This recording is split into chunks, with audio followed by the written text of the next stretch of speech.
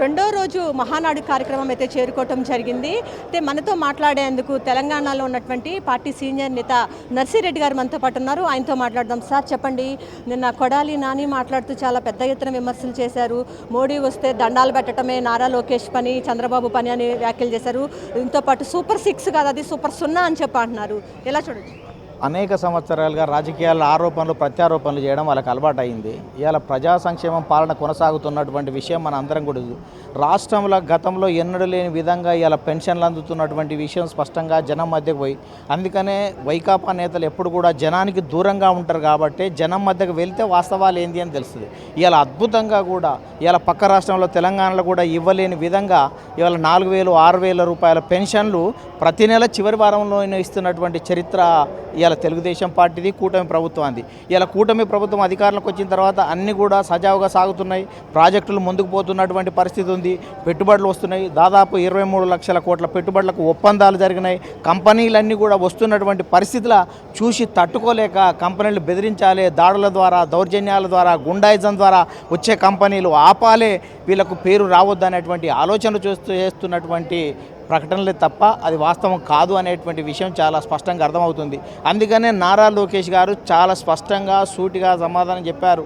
ఇలా దమ్ము ధైర్యం ఉంటే ఎక్కడికి వస్తారో రండి, చర్చించడానికి నేను సిద్ధంగా ఉన్నామని చెప్పి. నిజంగా కొడాలి నాని మాటలే కనుక వాస్తవం అయి ఉంటే అసెంబ్లీ జరిగేటప్పుడు అసెంబ్లీలోకి వచ్చి తన దగ్గర ఉన్నటువంటి ఆధారంతో మాట్లాడే అవకాశాన్ని ఎందుకు మిస్ చేసుకుంటున్నారు, ఎందుకు కోల్పోతున్నారు, ఎందుకు అసెంబ్లీకి రావడం లేదు, ఎందుకు వారి దృష్టిలో ఉన్నటువంటి మీడియాకు చెప్పడమే ఎందుకు పరిమితం అవుతున్నారు అనేటువంటి విషయాన్ని దృష్టిలో ఉంచుకున్నప్పుడు మాత్రమే ఏది వాస్తవం అనేది తెలుసు.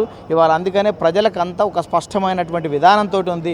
భవిష్యత్తులో ఈ కూటమిని ఇలానే దీవించాలి, 10 తరాల పాటు ఉంటేనే రాష్ట్రం అన్ని రకాలుగా అభివృద్ధి అవుతుంది అనేటువంటి నమ్మకంతో ప్రజలున్నారు, కార్యకర్తలు ఉన్నారు. ఇది తప్పకుండా కూడా భవిష్యత్తులో జరుగుతుంది. ఇదే పార్టీలో నుంచి వచ్చాడు కొడాలి నాని. ఎందుకు ప్రతిసారి లోకేష్ కానీ చంద్రబాబు గారిని కానీ ఎందుకు అంత పెద్ద ఎత్తున విమర్శలు చేస్తూ టార్గెట్ చేస్తూ ఉంటాడు? అవసరాలకు, అవకాశాల కోసమో, పదవుల కోసమో, పైరవీల కోసమో వివిధ రకాలైనటువంటి వ్యక్తులు మారుతున్నటువంటి తరస్థురంలో అటువంటి వారి గురించి మాట్లాడే అటువంటి అవసరం లేదు.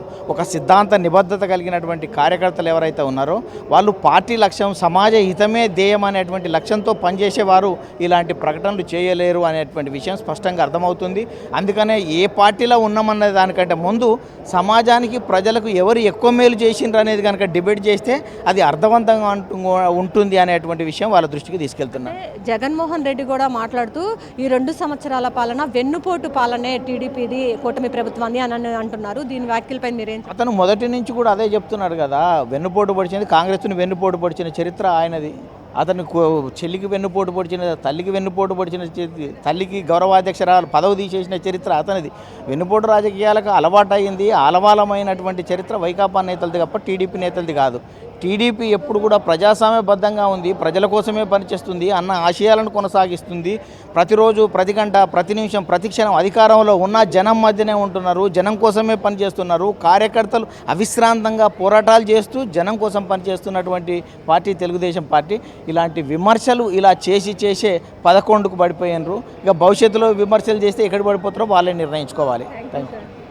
అయితే జగన్మోహన్ రెడ్డి వ్యాఖ్యలకు, ఇటు కొడాలి నాని వ్యాఖ్యలకు అయితే తెలంగాణ టీడీపీ నేత నర్సిరెడ్డి అయితే కౌంటర్ ఇచ్చారు. ఇది ఇక్కడ ఉన్న పరిస్థితి. కెమెరా పర్సన్ వెంకట్తో Lakshmi, real TV Telugu, Mangalagiri party office నుంచి.